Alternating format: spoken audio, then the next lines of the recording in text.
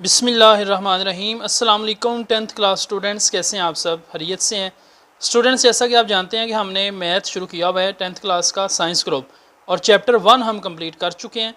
आज हम chapter 2 start करेंगे, theory of quadratic equations. Chapter 2 आज हम स्टार्ट करेंगे। बहुत इंपॉर्टेंट चैप्टर है, शॉर्ट के लिए, लॉन्ग के लिए। एक्सरसाइज 2.1 के आज हम फर्स्ट 3 क्वेश्चन जो हैं वो सॉल्व करेंगे। स्टार्ट करते हैं student. Question number 1 is find discriminant. ये अक्सर शॉर्ट क्वेश्चन में आता है ये वाला सवाल कि डिस्क्रिमिनेंट फाइंड करें। अब डिस्क्रिमिनेंट क्या है वो मैं आपको साथ साथ बताता हूँ।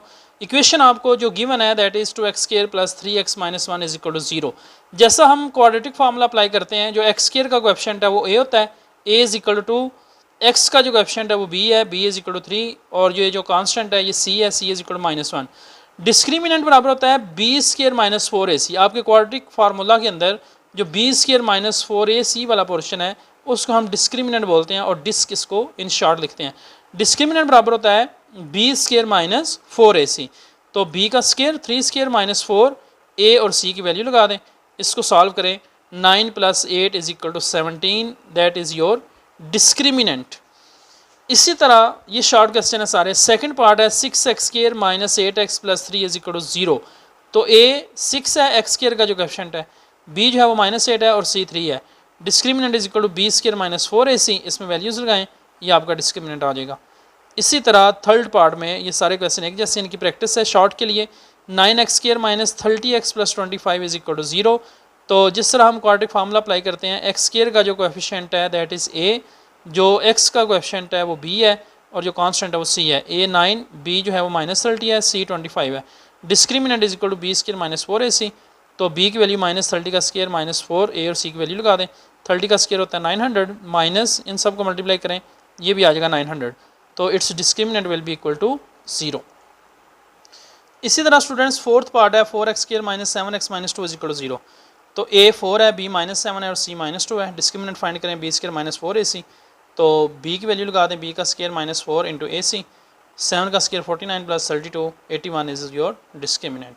Find the nature of roots. Discriminant आपने लेना है इन इक्वेशंस का, और डिस्क्रिमिनेंट का जो आंसर आएगा वो मैं आपको साथ साथ बताता जाऊँगा कि डिस्क्रिमिनेंट का आंसर क्या है, तो नेचर ऑफ रूट क्या होती है।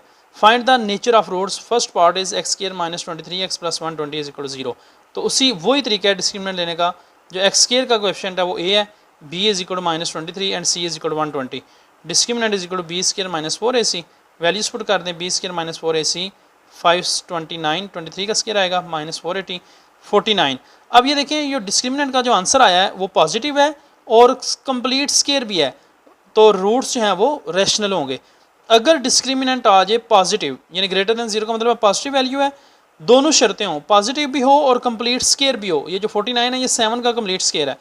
डिस्क्रिमिनेंट पॉजिटिव भी हो और कंप्लीट स्क्वायर भी हो, then roots are rational. Nature of roots जो है वो रैशनल होगी, roots are rational. Second part is 2x² + 3x + 7 = 0। a2 है, b3 आएगा, c7। डिस्क्रिमिनेंट फाइंड करें, b² - 4ac। वैल्यूज़ लगाएं। ये देखें अब आया -47। -47 चूँकि लेस दैन 0 है, यानी माइनस वैल्यू है, और ये कंप्लीट स्क्वायर भी नहीं है, लिहाजा इन रूट्स की जो नेचर होगी that is roots are imaginary. Third part is 16x² - 24x + 9 = 0। उसी तरह सेम तरीका है, a, b और c लें। जो x² का कोएफिशिएंट है वो a है, x का कोएफिशिएंट b है और c कांस्टेंट। डिस्क्रिमिनेंट फाइंड करें, आ जाएगा 576 -576 0। अगर डिस्क्रिमिनेंट आ जाए 0 तो फिर जो रूट्स हैं वो रियल और इक्वल होते हैं। रूट्स रियल और इक्वल होते हैं अगर डिस्क्रिमिनेंट 0 आ जाए। फोर्थ पार्ट है स्टूडेंट 3x² + 7x - 13 = 0। उसी तरह x² का जो कोएफिशिएंट है वो a है, x का जो कोएफिशिएंट है वो b है और कांस्टेंट c। डिस्क्रिमिनेंट होगा b² - 4ac।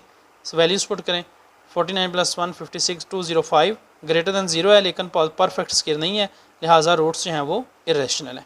इस तरह आपने नेचर ऑफ रूट्स जो है उसको फाइंड करना है। क्वेश्चन नंबर 3 है for what value of k the expression k² x² + 2 × k + 1x + 4 is perfect square. यानी किस कंडीशन के लिए, k की किस वैल्यू के लिए ये हमारा जो एक्सप्रेशन है, ये जो क्वेश्चन गिवन है, ये परफेक्ट स्क्वायर होगी। तो डिस्क्रिमिनेंट लेके इसको चेक करेंगे। k² x² + 2 × k + 1x + 4 ये स्टेटमेंट है। x² का जो कोएफिशिएंट है k² वो a है, उसके बाद जो x का कोएफिशिएंट है 2 × k + 1 वो b है और 4c। Discriminant is equal to B square minus 4ac, इसमें वैल्यूज पुट करें 2 इंटू के प्लस 1 का होल स्क्र माइनस 4, ए है के स्क्र और सी है 4, के प्लस 1 का स्क्र खोलें 2 का स्क्र आ जाएगा 4, के प्लस 1 का स्क्र आएगा के स्क्र प्लस 2 के प्लस 1 माइनस 4 टाइम्स 16 के स्क्र। अब ये जो वैल्यू है के स्क्र प्लस 2 के प्लस 1 इसको 4 के साथ मल्टीप्लाई करना है सबको, माइनस 16 के स्क्र इज इक्वल टू 0। तो 4 के स्क्र में से 16 के स्क्र माइनस होगा तो आएगा माइनस 12 के स्क्र प्लस 8 के प्लस 4 इज इक्वल टू 0। यहाँ आप माइनस 4 कामन ले सकते हैं, बाकी हमारे पास इक्वेशन आएगी 3 के स्क्र माइनस 2 के माइनस 1 इज इक्वल टू 0। ये माइनस 4 उधर आगे 0 ही हो जाएगा, 3 के स्क्र माइनस 2 के माइनस 1 इज इक्वल टू 0। अब हम मिड टर्म ब्रेक करके इनके फैक्टर बनाएंगे, 3 के स्क्र माइनस 3 के प्लस के, 3 के में से के निकालेंगे 2 के और मल्टीप्लाई करेंगे तो माइनस 3 के स्क्र आ जाएगा, माइनस 1 इज इक्वल टू 0। फिर फर्स्ट 2 में से कामन और लास्ट 2 में से कामन, इन दोनों में के माइनस 1 कामन है इंटू 3 के प्लस 1 इज इक्वल टू 0। अब इन दोनों को बारी बारी 0 के बराबर रखें, के माइनस 1 0 है तो के विल बी 1, 3 के प्लस 1 अगर 0 है तो 3 के आएगा माइनस 1 और 3। सो फॉर के इज इक्वल टू माइनस 1 और 3 and 1 the given expression will be perfect square, यानी के की वैल्यू अगर 1 और माइनस 1 और 3 होगी तो फिर ये जो गिवन एक्सप्रेशन है ये परफेक्ट स्क्वायर हम इसको कह सकते हैं। क्वेश्चन नंबर 1, 2 और 3 इसके साथ ही हमारा कंप्लीट हो जाता है। नेक्स्ट हम इंशाल्लाह इसी एक्सरसाइज को प्रोसीड करेंगे। थैंक यू, अल्लाह हाफिज़।